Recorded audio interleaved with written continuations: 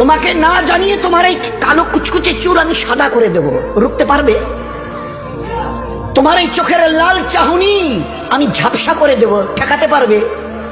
তোমার এই লোহার মতো মজবুত দাঁত 32টা 16 একটা একটা করে ট্রান্সফার করিয়ে দেব, তোমার কাছে কোনো পারমিশন নেব না, ধরে রাখতে পারবে?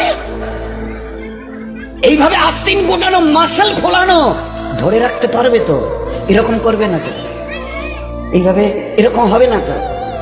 সামনে এসে একটা পান দিচ্ছে, এই হাত, চাচা এই হাতটা নিলেন, এই হাতটা বলে না রে বাবা দেখ না চিমটি কাটিতে কিচ্ছু নেই।